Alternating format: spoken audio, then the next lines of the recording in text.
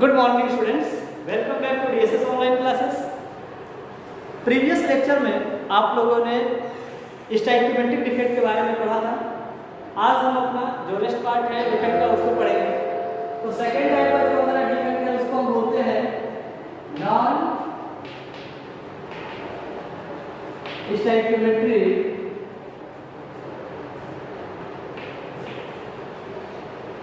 Defect. ध्यान देना बच्चों, स्टोइकियोमेट्रिक डिफेक्ट के अंदर आप क्या देख रहे थे, वहां पे जो हमारा क्रिस्टलाइन सॉलिड हुआ करता था उसका जो फार्मूला था वो डिफेक्ट से पहले भी सेम था, यानी उनका जो रेशियो था डिफेक्ट से पहले भी वही था और डिफेक्ट के बाद भी रेशियो वही था। लेकिन यहाँ पे क्या होगा, यहाँ पे रेशियो चेंज हो जाएगा। डिफेक्ट के पहले एटम का रेशियो कुछ और होगा और डिफेक्ट के बाद रेशियो कुछ और हो जाएगा। ठीक है ना। इसका मतलब है कि नॉन स्टोइकियोमेट्रिक डिफेक्ट के अंदर जो सॉलिड हमारा है उसका स्टोइकियोमेट्री अफेक्टेड होगा। तो बच्चों ध्यान देना, यहाँ पे हम नॉन स्टोइकियोमेट्रिक डिफेक्ट को दो तरीकों से पढ़ते हैं। पहला हमारा होता है मेटल एक्सेस डिफेक्ट और सेकेंड हमारा है मेटल डिफिशियंसी डिफेक्ट। अब एक बात यहाँ पे समझ लेना, बेसिकली कई बार बच्चे पूछते हैं कि सर इसको हम मेटल एक्सेस डिफेक्ट क्यों बोलते हैं। बहुत सारी किताबों में इसको कैटायन एक्सेस डिफेक्ट बोला जाता है। तो एक बात समझना, आप क्लास 9 से ही पढ़ते आ रहे हैं कि मेटल के पास एक टेंडेंसी होती है इलेक्ट्रॉन को लूज करने की। मेटल आसानी से अपने इलेक्ट्रॉन को लूज करके क्या बनाता है, इलेक्ट्रोपाइटिक नेचर शो करता है। क्योंकि आप जानते हैं कि जो मेटल्स होते हैं उनकी आयोनाइजेशन एनर्जी की वैल्यू क्या होती है, लो होती है। और आयोनाइजेशन एनर्जी की वैल्यू लो होने की वजह से ये इजीली क्या करते हैं, अपने इलेक्ट्रॉन को लूज कर देते हैं। और जब अपने इलेक्ट्रॉन को इजीली लूज कर देंगे तो ये क्या बना लेंगे, पॉजिटिवली चार्ज आयन बना लेंगे और इसको हम क्या बोलते हैं, कैटायन। ठीक, आप बोल सकते हो। तो ध्यान देना, मेटल जो है वो इलेक्ट्रॉन को लूज करके क्या बनाते हैं, कैटायन बनाएंगे। तो आप यहाँ पे मेटल एक्सेस डिफेक्ट बोलिए या फिर इसको आप क्या बोल सकते हो, कैटायन एक्सेस डिफेक्ट। ठीक है ना। उसी तरह इसको मेटल डिफिशियंसी डिफेक्ट या फिर क्या बोल सकते हैं आप, कैटायन डिफिशियंसी डिफेक्ट। तो आपको कहीं से परेशान होने की जरूरत नहीं है। अगर कहीं पे आपको सीधे कैटायन एक्सेस डिफेक्ट दे रहा है या कैटायन डिफिशियंसी डिफेक्ट दे रहा है या फिर मेटल एक्सेस डिफेक्ट या मेटल डिफिशियंसी, तो दोनों बातें क्या होंगी, सेम ही होंगी। ठीक है, चलो अब हम वन बाय वन करके इसको एक्सप्लेन करते हैं। सबसे पहले हम देखते हैं मेटल एक्सेस डिफेक्ट। तो बच्चों ध्यान देना, जैसा कि नेम इंडिकेट कर रहा है ना कि मेटल एक्सेस डिफेक्ट, यानी कि जो भी डिफेक्ट आएगी, यानी जो इरेगुलरिटी आएगा सॉलिड के अंदर, वो किस वजह से आएगा, जब मेटल का नंबर ज्यादा हो जाए, यानी मेटल एक्सेस में हो जाए। इतनी बात समझ आ रही है। अब मेटल ध्यान देना ज्यादा हो, इसके लिए ध्यान देना हम फर्दर इसको दो कैटेगरी में डिवाइड करते हैं या दो तरीकों से इसको हम पढ़ सकते हैं। पहला हमारा होता है बाय डिफिशियंसी ऑफ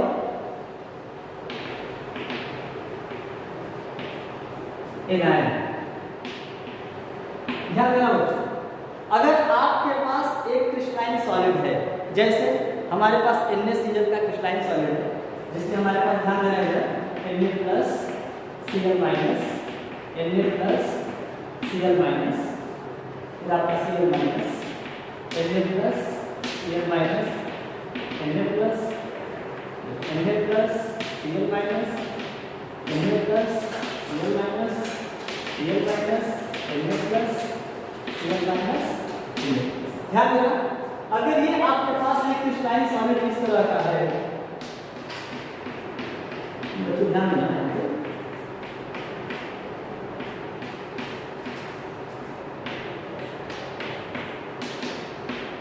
तो कह रहे हैं इसमें हमें क्या पढ़ना है, metal excess defect bye deficiency of anion.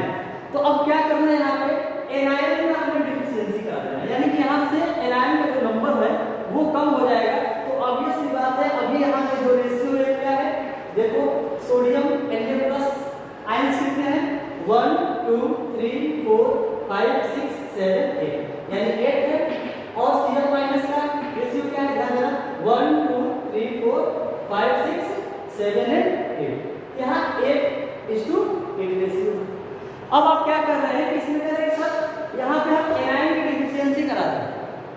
यानी अगर एनायन हमारा कम हो जाएगा तो ऑब्वियसली हमारा कैटायन क्या हो जाएगा, ज्यादा हो जाएगा। और कैटायन यहाँ पे क्या है, मेटल है। तो अब देखो करते क्या है, यहाँ पे जो हमारा क्रिस्टलाइन सॉलिड होता है इसको हम पास कराते हैं किसी भी एल्कली मेटल को ले लो और उसके वेपर से इसको हम पास करते हैं। तो ध्यान देना, यहाँ पे हम क्या करते हैं, यहाँ पे हम सोडियम वेपर ले लेते हैं। ध्यान देना, अब समझो इसके सरफेस पे अगर आप सोडियम लिए और उसको हीट करोगे, अगर यहाँ पे ध्यान देना सोडियम को अगर आप हीट कर रहे हैं तो जाहिर सी बात है ये क्या बनाएगा, ये Na+ का फॉर्मेशन करेगा, एक इलेक्ट्रॉन लूज करेगा। अभी जैसे ही अपना एक इलेक्ट्रॉन लूज किया, ध्यान देना बच्चों, जैसे ही अपना ये एक इलेक्ट्रॉन को लूज करेगा ये क्या बना लिया, कैटायन बना। ठीक, अब ये कैटायन जो सरफेस का कैटायन है वो इस क्रिस्टलाइन सॉलिड के अंदर का जो एनायन जो क्लोरीन एटम है इसको क्या करेगा, अट्रैक्ट करेगा। और अट्रैक्ट करने के बाद ये क्या बना लेगा, NaCl का सॉल्ट बना लेगा, सोडियम क्लोराइड सॉल्ट बना लेगा। अब ध्यान देना, ये जो सरफेस का Na+ है ये सॉलिड के अंदर के Cl- को अट्रैक्ट करके यहाँ पे NaCl जैसे ही बनाएगा। अब एक बात यहाँ पे ध्यान देना, इस सॉलिड के अंदर एक वैकेंसी क्रिएट हो जाएगी। यहाँ पे क्या हो जाएगा, एक एम्प्टी स्पेस जिसको हम वॉइड्स बोलते हैं, ठीक है ना, वो क्रिएट हो जाएगा।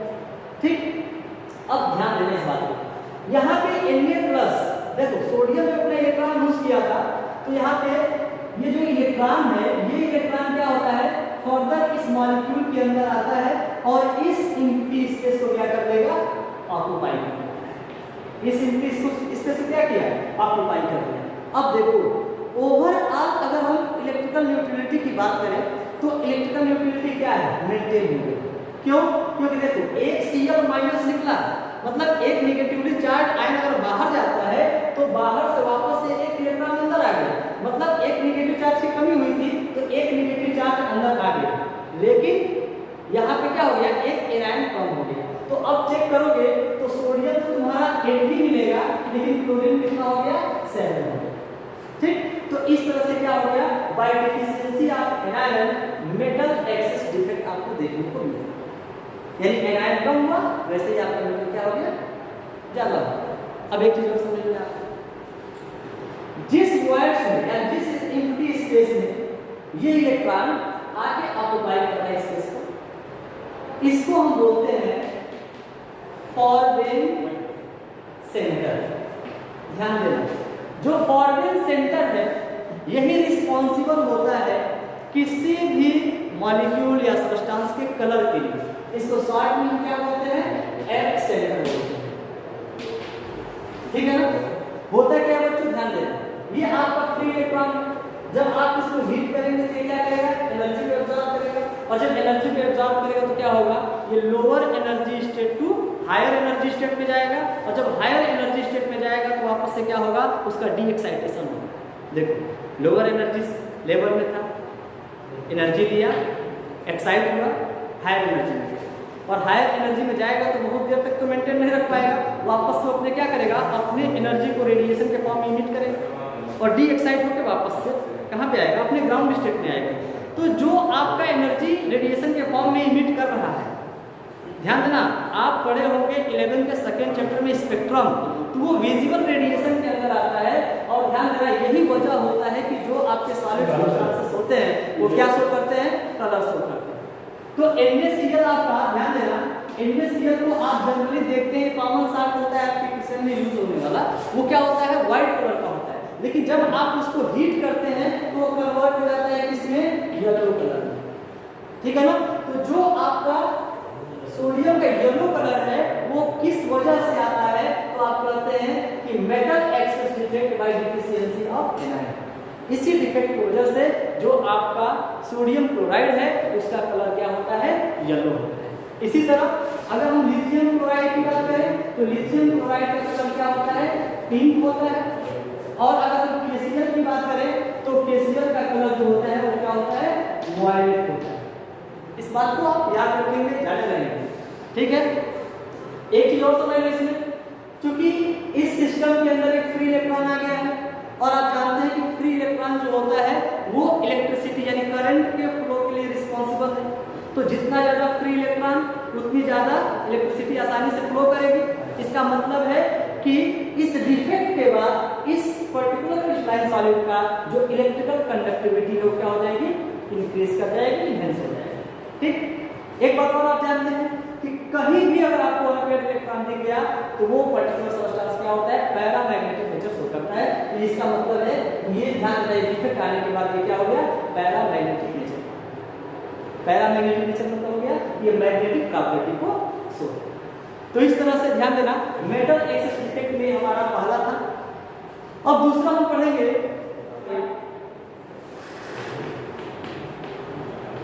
एक्सेस ऑफ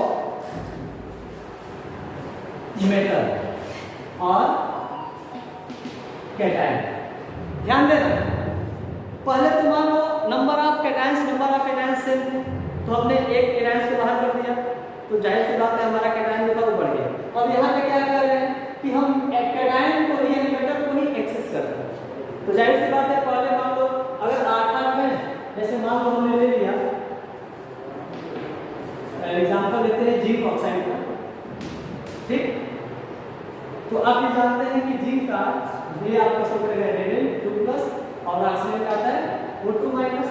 तो अगर हम इसका क्रिस्टलाइन सॉलिड लें तो हो जाएगा Zn2+, O2-, Zn2+, O2-, O2-, O2- करो, Zn2+, O2-, Zn2+,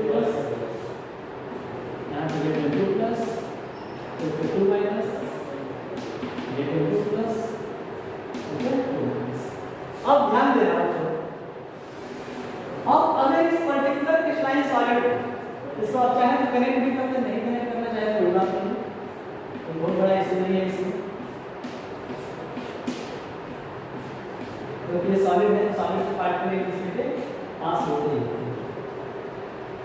ठीक है बच्चों, अब ध्यान देना, अगर आप इसको हीट करते हैं, किसको हीट कर रहे हैं, जिंक ऑक्साइड को, तो अगर तुम जिंक ऑक्साइड को हीट करोगे तो ये ऑब्वियस सी बात है क्या हो जाएगा, डीकंपोज करेगा। और डीकंपोज होगा किसमें, Zn2+ प्लस हाफ O2। जाहिर सी बात है यहाँ पे Zn है तो हम इसको नेसेंट फॉर्म में तो लिखेंगे नहीं, हम हमेशा O2 के फॉर्म में लिखेंगे। और यहाँ पे हम हाफ से क्या कर दिए, इसको मल्टीप्लाई कर दिए कि एक एटम यहाँ पे रिप्रेजेंट कर रहे हैं, और प्लस यहाँ पे 2 इलेक्ट्रॉन ये बाहर निकल रहा है। अब एक बात समझना, यहाँ पे O2- जो है या ऑक्सीजन तुम बात कर रहे हो वो क्या है, गैसियस स्टेट में। अब ध्यान देना, ऑक्सीजन गैसियस स्टेट में होने की वजह से ये क्या हो जाएगा, स्केप आउट हो जाएगा, बाहर निकल जाएगा, और आपका इस सिस्टम के अंदर क्या बच गया, Zn2+। ठीक है ना, तो ये जो Zn2+ है वो कहाँ पे आ जाता है, इंटरस्टिशियल साइड में आ जाता है। तो ध्यान देना, ये जो हीट करने के बाद जो Zn2+ जनरेट हुआ वो कहाँ पे आता है, इंटरस्टिशियल साइड में। इंटरस्टिशियल साइड का क्या मालूम है भाई, 2 आयंस के बीच का जो आपका स्पेस है, स्पेस है। ठीक, ध्यान देना, इंटरस्टिशियल साइड में क्या आ गया, Zn2+, और इसने कितने इलेक्ट्रॉन को लूज किया, 2 इलेक्ट्रॉन को लूज किया है। ये भी 2 इलेक्ट्रॉन क्या होते हैं, कहीं ना कहीं इसी सॉलिड के इंटरस्टिशियल स्पेस को ऑक्युपाई किए रखते हैं। अब समझिए हुआ कैसे, पहले हमारे पास देखो कितने जिंक थे, 1 2 3 4 5 6, यानी हमारे पास जो जिंक था वो 6, और ऑक्सीजन कितना था, 1 2 3 4 5 6, ऑक्सीजन के हमारे पास 6, यानी 6:6, यानी 1:1। ठीक, अभी क्या हुआ, जब हमने इसको हीट किया तो डिफेक्ट आया, क्या हुआ, अब देखो एक Zn2+ इंक्रीज कर दिया, यानी अब जिंक जो है वो कितना हो गया, 7 हो गया, और ऑक्सीजन कितना रह गया, 6 ही रह गया। अब अलग बात है कि इस Zn2+ ने 2 इलेक्ट्रॉन को लूज किया है, और ये दोनों इलेक्ट्रॉन इस सिस्टम को छोड़ के बाहर नहीं निकले। तो जब सिस्टम को छोड़ के बाहर नहीं निकलेंगे तो ऑब्वियसली इसकी इलेक्ट्रिकल न्यूट्रलिटी क्या होगी, मेंटेन रहेगी। यानी यहाँ पे Zn2+ आ रहा है, इसको बैलेंस करने के लिए आपका 2 नेगेटिव चार्ज यहाँ पे इलेक्ट्रॉन के फॉर्म में प्रेजेंट है। लेकिन ओवरऑल देखा जाए तो यहाँ पे हमारा मेटल क्या हो गया है, एक्सेस हो गया। तो ये रहा हमारा second, metal excess defect bye access of metals. इसमें भी बातें वही होंगी, इलेक्ट्रिकल न्यूट्रलिटी क्या है, मेंटेन है। अब देखो इसमें दो फ्री इलेक्ट्रॉन्स है, तो फ्री इलेक्ट्रॉन होने की वजह से क्या होगी, इनकी इलेक्ट्रिकल प्रॉपर्टी जो है वो बढ़ जाएगी, यानी इलेक्ट्रिक जो फ्लो है वो बढ़ जाएगा। ठीक, अब हमारा इसमें नेक्स्ट और लास्ट है बाय डिफिशियंसी ऑफ मेटल्स। अब ध्यान देना, नॉन स्टाइकियोमेट्रिक डिफेक्ट में जो सेकंड हमारा टाइप है वो है बाय डिफिशियंसी ऑफ मेटल्स। अब ध्यान देना, मेटल की डिफिशियंसी हमें कराना है बच्चों, ध्यान देना। जनरली इस टाइप की जो डिफिशियंसी होती है वे हमें जो हमारे डी ब्लॉक के एलिमेंट्स हैं, आप जानते हैं कि जो डी ब्लॉक एलिमेंट्स होते हैं उनको हम क्या बोलते हैं, ट्रांजिशन एलिमेंट्स बोलते हैं या ट्रांजिशन मेटल एलिमेंट्स बोलते हैं, क्योंकि डी ब्लॉक के अंदर जितने भी एलिमेंट्स होते हैं लगभग सब मेटेलिक प्रॉपर्टी को शो करते हैं। इनको ट्रांजिशन एलिमेंट्स क्यों बोलते हैं, या बहुत डिटेल में बता चुके हैं, क्योंकि इनका लास्ट इलेक्ट्रॉन डी में जाता है और जो डी सबसेल्स होते हैं वो पार्शियली फिल्ड होते हैं। इतनी बात समझ आती है? तो ध्यान देना, पहले सेकंड नंबर है बाय डिफिशियंसी ऑफ मेटल्स, और ये बाय डिफिशियंसी ऑफ मेटल्स जो होता है ऐसा डिफेक्ट वे मेटल्स हो करते हैं जो डी ब्लॉक एलिमेंट से बिलोंग करते हैं, यानी जो ट्रांजिशन एलिमेंट्स। इसके पीछे हो जाता है, ध्यान देना, क्योंकि हम जानते हैं कि जो ट्रांजिशन एलिमेंट होते हैं, ट्रांजिशन एलिमेंट्स जो है या ट्रांजिशन सीधे सीधे इसको हम मेटल बोल देते हैं क्योंकि सारे मेटल्स ही होते हैं। ट्रांजिशन मेटल्स जो होते हैं ये क्या शो करते हैं, ये आपके वेरिएबल ऑक्सीडेशन स्टेट्स हो करते हैं, या इसको आप बोल सकते हैं मल्टीपल ऑक्सीडेशन स्टेट्स हो करते हैं। फॉर एग्जांपल अगर आयरन की बात करो तो आयरन हमारा +2 ऑक्सीडेशन स्टेट और +3 ऑक्सीडेशन स्टेट दोनों शो करता है। इसी तरह अगर हम कॉपर की बात करें तो Cu+ और Cu2+ दोनों ऑक्सीडेशन स्टेट शो करता है। इतनी बात समझ आ रहा है? तो अगर आपके पास, तो बच्चों ध्यान देना, इसमें अगर एग्जांपल हम लें Fu, इसका एग्जांपल अगर देखो Ft मान लो 2+ O पे नेगेटिव, फिर Fe2+, O पे 2 नेगेटिव, ऑक्सीजन 2 नेगेटिव, Fe2+, इसका एक हम क्रिस्टल स्ट्रक्चर अगर बनाएं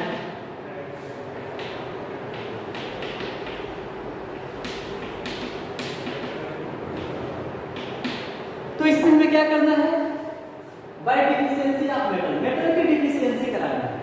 ऐसा हम कुछ करें कि मेटल कम हो जाए, इलेक्ट्रिकल न्यूट्रलिटी मेंटेन रहे, ठीक है ना। इसके लिए हम क्या करेंगे, ध्यान देना, जब हम अभी ये डिस्कस कर रहे थे कि इस टाइप का जो डिफेक्ट है वो ट्रांजिशन एलिमेंट्स के अंदर है, ट्रांजिशन मेटल्स के अंदर देखने को मिलता है, क्योंकि ये वेरिएबल ऑक्सीडेशन स्टेट्स हो करते हैं। तो यहाँ पे ध्यान देना, ये जो हमारा आयरन है ये Fe2+ और Fe3+ दो ऑक्सीडेशन स्टेट में स्टेबल रहता है, ठीक। तो अब ध्यान देना, अगर हमारे पास कोई Fe2+ और O2- टाइप का अगर कोई क्रिस्टलाइन सॉलिड है, इसमें अगर हम ध्यान देना, अगर लोअर ऑक्सीडेशन स्टेट वाले मेटल को, समझना इस बात को, लोअर ऑक्सीडेशन स्टेट वाले मेटल को अगर हम हायर ऑक्सीडेशन स्टेट वाले एलिमेंट से हम क्या कर दें, रिप्लेस कर दें। मतलब देखो Fe2+ हर जगह पे है, अगर हम Fe2+ को Fe3+ से अगर क्या कर दें, रिप्लेस कर दें, तो देखो हम चाहें तो हमारा 2, ध्यान देना, 2 Fe3+ रिप्लेस कर देगा कितने को, 3 Fe2+ कर देगा कि नहीं कर देगा। देखिए एक आयरन में 3 पॉजिटिव चार्ज अगर Fe3+ में, अगर 2 इसका ले लें तो कितना जाएगा, 6 पॉजिटिव चार्ज। Fe2+ है यानी कि आयरन के 2 पॉजिटिव चार्ज 3 एटम रखोगे तो 3 6 पॉजिटिव चार्ज यहाँ पे रखोगे, तो इजीली हम क्या कर सकते हैं, ध्यान देना, हम इस मतलब 3 Fe2+ था, इसको हम 2 Fe3+ से क्या कर सकते हैं, रिप्लेस कर सकते हैं। और इस तरह से आप देखिए कि इस क्रिस्टलाइन सॉलिड के अंदर एक वैकेंसी क्रिएट हो गई, और ओवरऑल आप काउंट करें अगर तो आयरन कितना हो गया, 1 2 3 4 और 5, और ऑक्सीजन कितना है, 1 2 3 4 5 6। यहाँ पे ध्यान देना, यहाँ पे मेटल कम हो गया और नॉन मेटल ज्यादा हो गया, इसीलिए इसको कभी कभी हम क्या बोलते हैं, नॉन मेटल एक्सेस डिफेक्ट। ठीक है ना, क्योंकि यहाँ पे नॉन मेटल क्या हो गया है, एक्सेस हो गया। और ऐसा क्यों हुआ, उसके पीछे ये वजह है कि हमारा जो मेटल था उसमें जो लोअर ऑक्सीडेशन स्टेट का मेटल था वो हायर ऑक्सीडेशन स्टेट के मेटल से रिप्लेस हो गया। ठीक है, इस तरह से हमारा ये डिफेक्ट यहीं पे फिनिश हुआ।